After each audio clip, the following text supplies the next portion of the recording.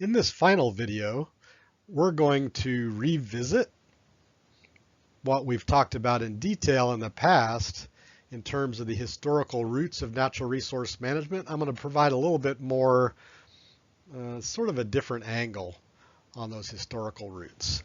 And then we'll briefly touch on um, the expertise needed to explore careers in natural resource management, because ultimately I think most of the folks in this class are interested in a natural resource career. This is a version of the timeline that you've already seen in terms of the roots of natural resource management in North America. And we've talked about Native Americans and their role, European colonists, and the sort of introduction of conservation and preservation in natural resource management around the turn of the 20th century.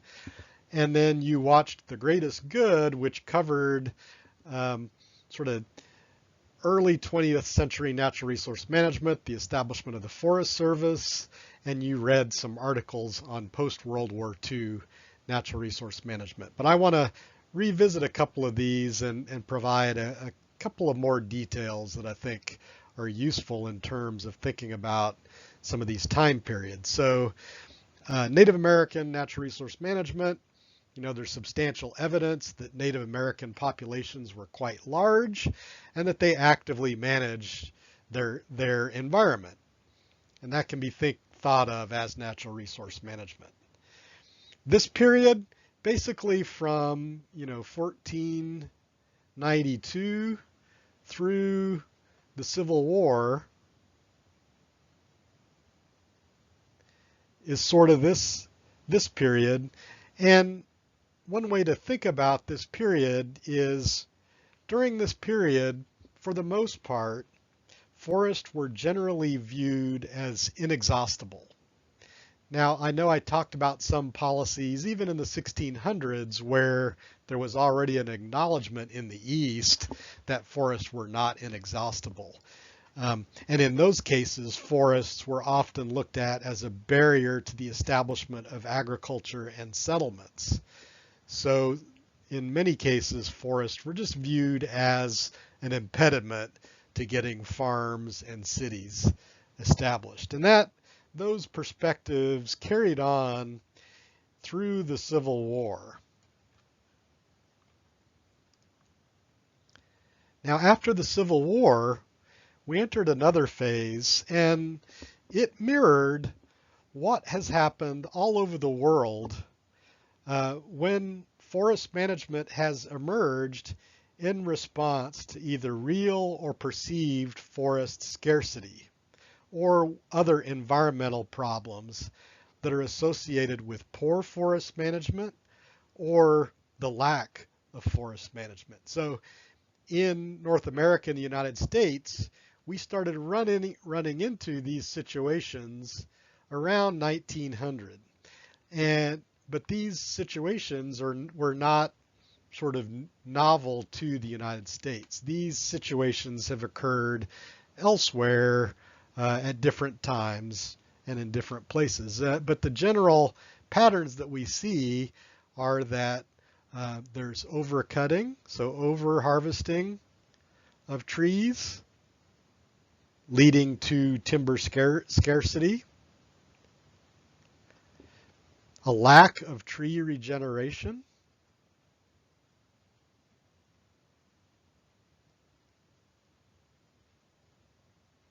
so trees that may have been there are harvested and then are not regenerating for some reason.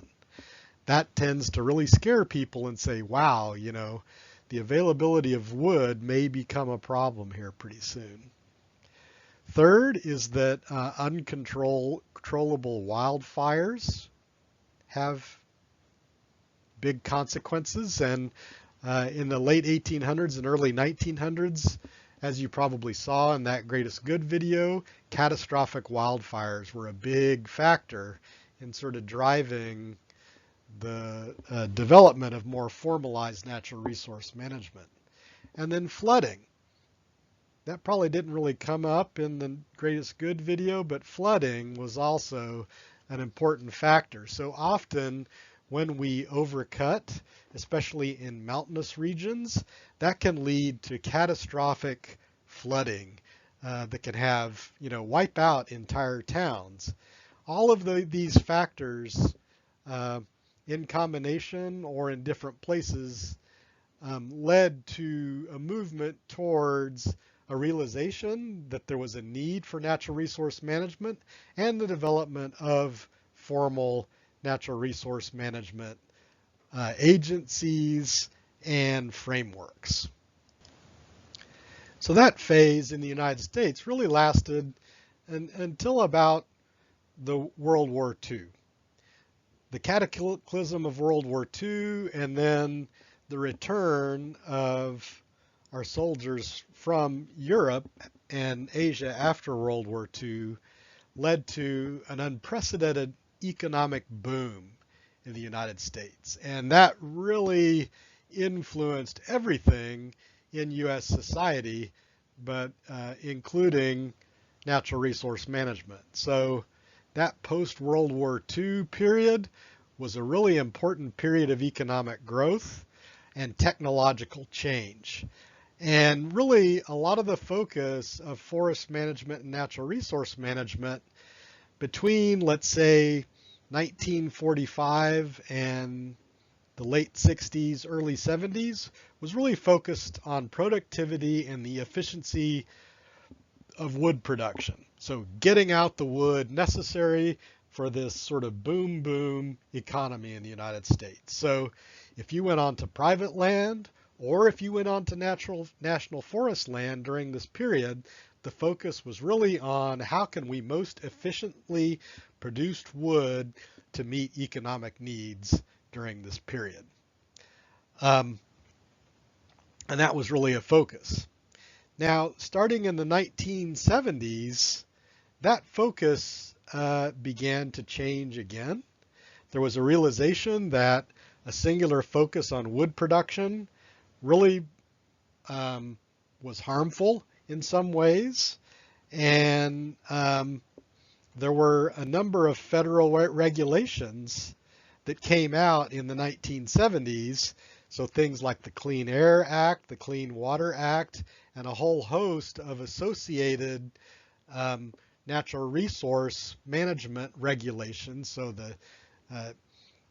there were a number of planning acts that came out in the 1970s that said, look, we really need to be managing especially public natural resources from a holistic perspective and not just thinking about wood production, but thinking about these natural resources as important broad spectrum resources that need to be managed appropriately.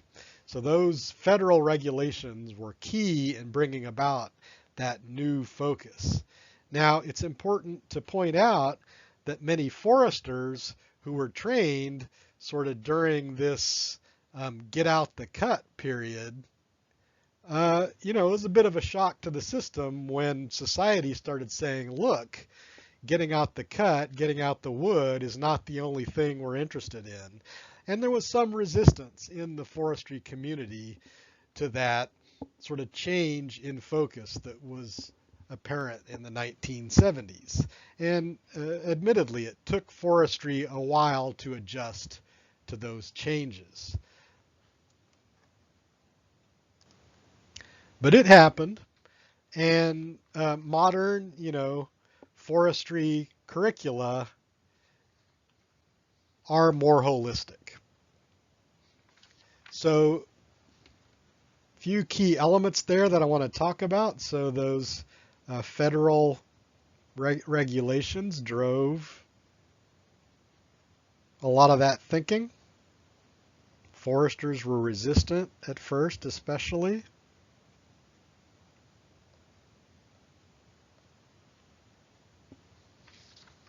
And I think one of the things we saw during this period, and really what we're talking about is 1970s through the current period into the future, there was a shift in wood production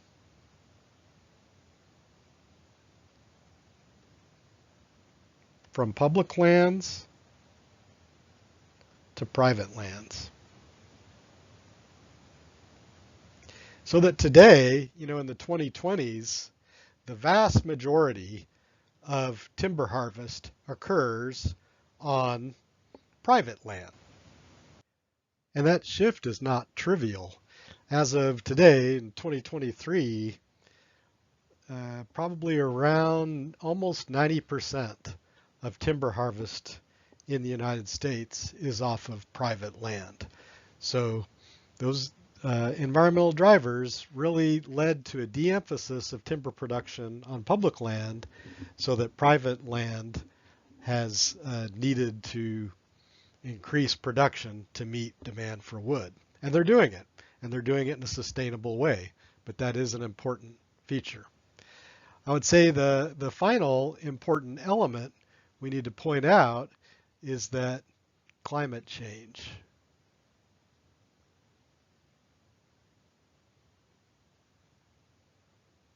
is an important challenge that we're dealing with in this era. If you had to ask a forester in the 1970s, obviously climate and weather is important for managing your resource. What will the climate in, North Florida look like 50 or 100 years from now? And that forester would have said, well, the patterns will be the same. There'll be variation, but the general patterns of weather and climate will be the same. And we know differently now. We know that climate is changing, and the average temperature and extremes, for instance, that we encounter now are different than they will be 50 years from now, and that will impact our management. So we need to be adaptive in how we manage, and think about that as we plan for managing our natural resources sustainably into the future. What does this all mean for your careers? I want to talk about it from two main perspectives. One is your education. I think when you're taking classes, it's important to keep these constraints on natural resource management in mind. Those biophysical, regulatory, and societal and economic constraints. When you're taking classes, think about, okay, what am I learning in this class, and how does it apply to those constraints, and therefore inform what I'm going to do as a natural resource manager when I'm in my career. I think that can help you sort of organize and frame your education and understand why, for instance, your economics professor is talking about the time value of money, or why your forest ecology professor is talking about structure, or why your policy teacher is talking about the Natural Resource Planning Act. All of those things have bearing on these constraints on natural resource management, and that's why we're learning about them. The other way to think about it is, in your career, there are many, many options for what you might do. And the different potential jobs also relate to those constraints and the different steps of the natural resource management track, but there are many different things you can do. You might, really be into measurements, and you're interested in designing and carrying out and analyzing inventory. That might be your passion, and that's a really important part of the natural resource management process. You might be really into fire, prescribed fire, and the implementation of prescribed fire and management plans. You can make a career out of that piece.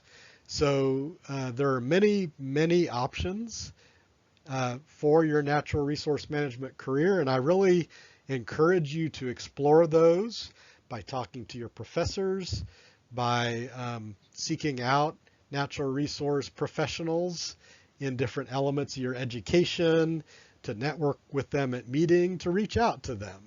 Most people really enjoy talking about their careers and helping early career folks understand what their options are and what the different phases of their careers have been like, and what it might be like for you to undertake a career going in that direction. So don't hesitate to reach out to me and to other professors as you're thinking about what your future career might look like.